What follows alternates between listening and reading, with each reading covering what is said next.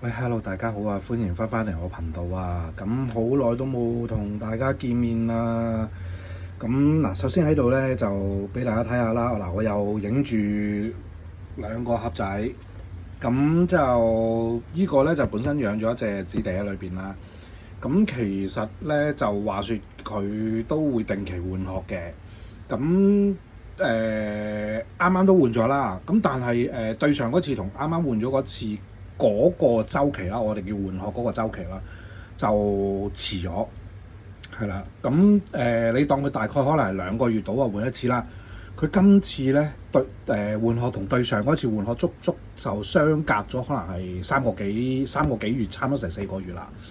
咁就我開頭嘅時候就會比較擔心啦，話喂死啦，咁咩事咧咁樣樣。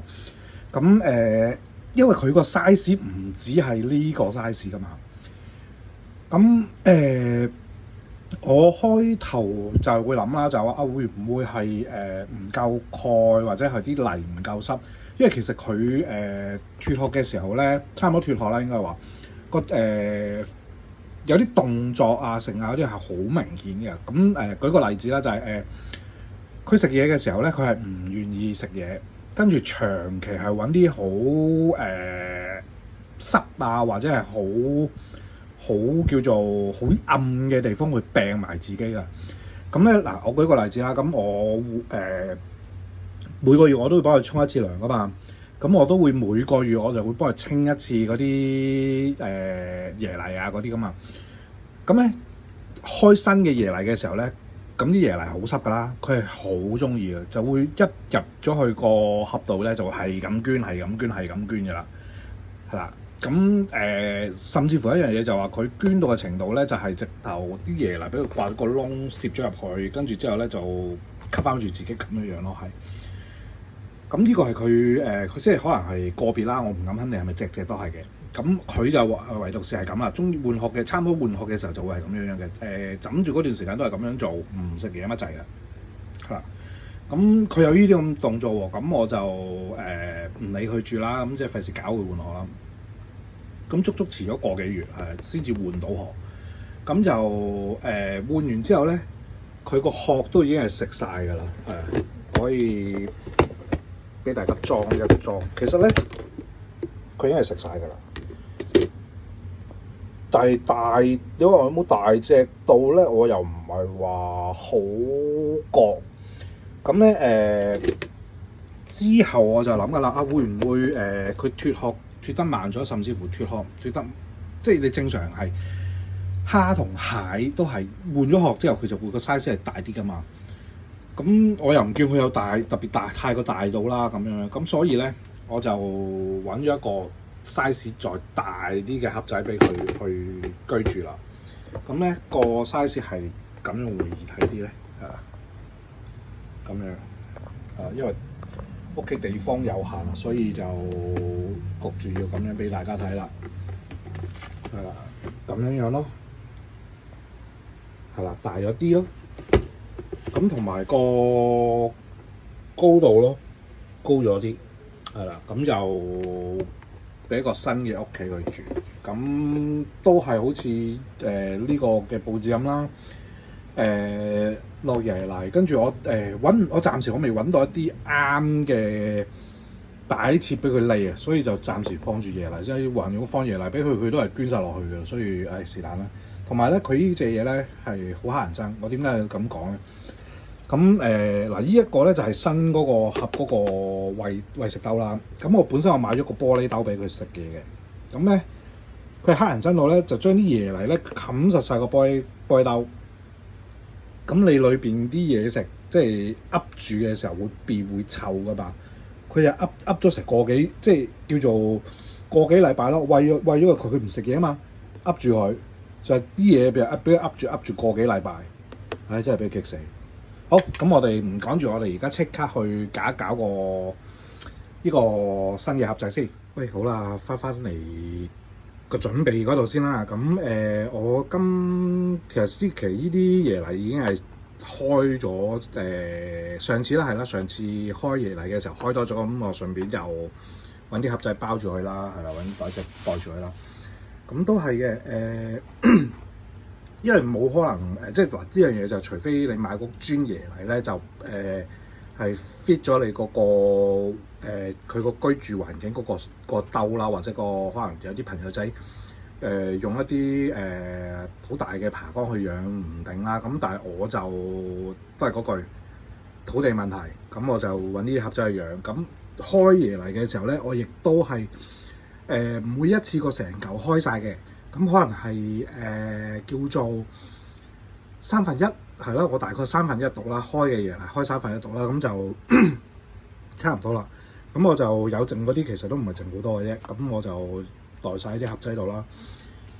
係啦，咁我就通常都係嘅，咁就鋪晒落去啦。撳住咪會好啲咧，好似差唔多呢個。係啦，咁樣鋪晒落去啦。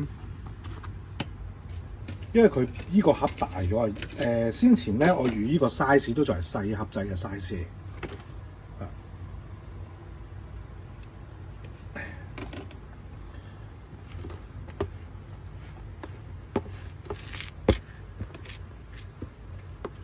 但係今日冇攞個腳架出嚟，係啦。咁而家咧其實個深度我撩開啲沙啲泥俾大家睇，其實好少嘅啫。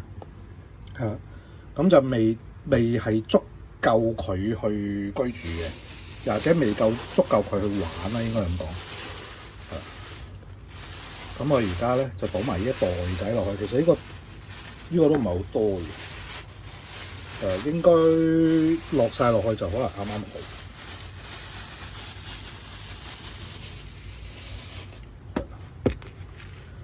係咯，真係落晒落去就啱啱好啦。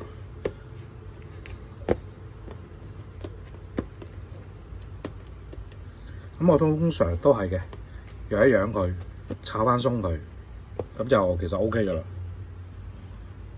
細先，係啦，就係咁樣啦。OK，咁好啦，落晒啲椰泥之後咧，咁係啦，咁就大概個高度係咁樣咯。咁你養一養佢，係咯，你大概預咁多咯，插隻手指落去就有咁多度，其實就 OK 足夠嘅。咁通常咧嗱，我自己啦，我唔敢肯定其他朋友仔會唔會嘅。咁本身啲椰泥已經濕，開咗係已經濕噶啦嘛。咁我每次換落新嘢度嘅時候咧，即係可能每個月幫我做清潔嘅時候咧，我都會濕咗少少水落啲泥度，等佢再濕少少先至再鋪落去嘅。咁就睇下大家之後個動作會唔會都係咁啦，係啦。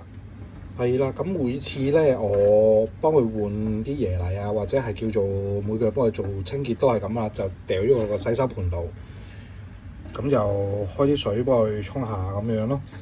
係啦，咁而家喺個洗手盆度咧，就更加睇得清楚就其實係咯，你話係咪大隻咗？我就真係唔係太過覺，真係唔係太過覺。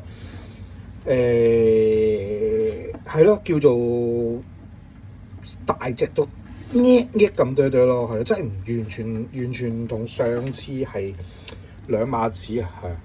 咁係咯，幫佢沖一沖個身先。通常我都係咁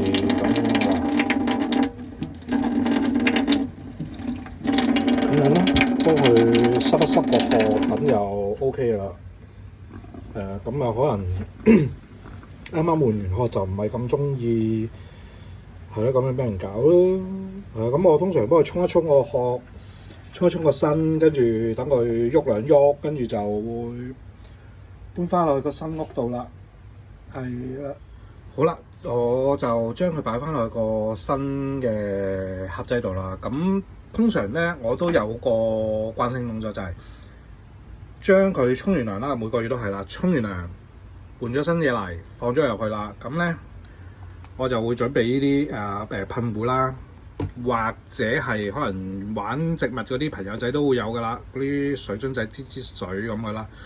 咁咧，我係個目的係做咩咧？就要再確保翻咧啲泥個濕嗰個狀態係啦。因為大家都知啦，其實紫地蟹咧佢係本身係一個綠蟹嚟噶嘛，咁佢哋換殼嗱喺野外我唔敢肯定啦，有機會佢哋換殼嘅時候會去啲山澗邊啊，或者可能係嗰啲泥巴啊諸如此類嗰啲地方嗰度換殼係啦。咁喺我哋屋企飼養環境，你冇可能做到呢樣嘢啦，係咪先？咁變咗佢哋換殼嘅時候，或者係可能個生活習慣咧，會係中意啲偏濕，但係又唔會話好似嗰啲按摩蟹啊，或者係三色 panda 嗰啲咁要咁濕水嘅。咁變相咧就我每次都係㗎啦。咁亦都係枕住我養佢養咗成2年啦。咁都冇話見出過咩問題。如果唔係佢都唔會仲生嗰個洞喺度啦。係啦，咁我每次都係啦，咁就會噴濕啲泥嘅，會真係噴到好濕啦。咁順便又噴下佢啦。其實佢哋換殼咧，係啊，都需要好重嗰個水分喺度啊。所以即係啱啱，雖則佢啱啱換殼啫。咁有機會有啲朋友仔玩緊嘅時候，養緊佢哋嘅時候係未換殼噶嘛。咁呢樣嘢就大家要知道咯，係啊。咁我通常就噴到咁咯，噴到咁濕到啦，即係表面咁就再擠咯。咁其實有可能話知道幾濕，其實都冇噶，隨機嘅啫。養率都係咁上下啫。咁我就覺得咁樣係啦，個狀態就 OK 啦。